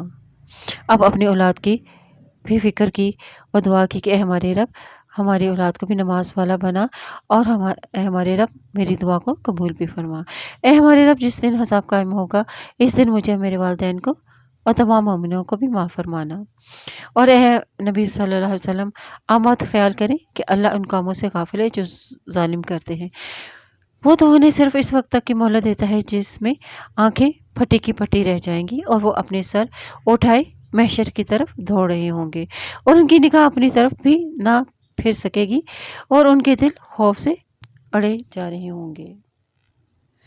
اور اے نبی صلی اللہ علیہ وسلم، لوگوں کو اس دن سے خبردار کر دیں جب انہیں عذاب لے گا تو ظالم کہیں گے کہ اے ہمارے رب، ہمیں تھوڑی مدت تک مہلت دے تاکہ ہم تیری عبادت، تیری دعوت قبول کریں اور رسولوں کا اتباع کریں۔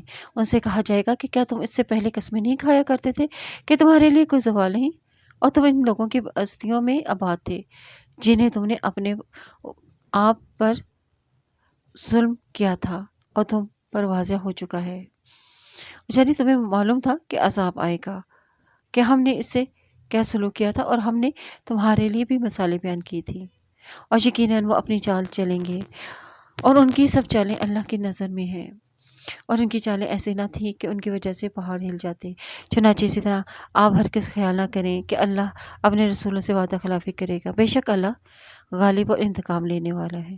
اور جس دن یہ زمین دوسری زمینوں سے بدل دی جائے گی اور آسمان بھی، اور لوگ اللہ واحد قہر والے کے سامنے کھڑے ہوں گے، اور اس دن آپ تمام مجرم زنجیروں میں جکڑے ہوئے دیکھیں گے، اور ان کے کرتے گندھک کے ہوں گے اور آگ ان کے چہروں کو ڈھانپتی ہوگی، تاکہ اللہ ہر نفس کو اس کے عمل کی جزا دے اور جو اس نے کمایا۔ بے شک اللہ تعالیٰ بہت سخت جلد حساب لینے والا ہے، یعنی جیسے ان کے اعمال ہوں گے ویسا ہی ان کا انجام ہوگا۔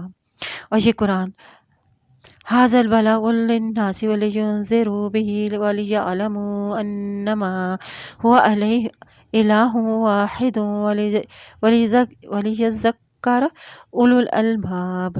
اور یہ قرآن لوگوں کے لیے ایک پیغام ہے تاکہ اس کے ذریعے سے یہ انہیں ڈرائیں، اور تاکہ انہیں معلوم ہو جائے کہ بے شک وہی اللہ معبود واحد ہے، اور تاکہ عقل مند نصیحت حاصل کرے۔ سورۃ الحجر، بسم اللہ الرحمن الرحیم، الف لام را، تلک آیات الکتاب والقرآن مبین۔ الف لام را، یہ آیات ہے کتاب اور قرآن مبین کی۔ الکتاب سے مراد قرآن پاک ہے، قرآن مبین یہ صفت ہے، بیان کرنے والی ہے اور واضح کرنے والی ہے۔ کیا واضح کرنے والی ہے؟ یعنی زندگی کے حقائق کو کھولنے والی کتاب ہے۔ اللہ تعالیٰ ہمیں اس کتاب کو، قرآن پاک کو پڑھنے، سمجھنے اور اس پہ غور و فکر کرنے کی توفیق عطا فرمائے، آمین۔ سبحانک اللہم و بحمدک، اشہد ان لا الہ الا انت، استغفرک و اتوب الیک۔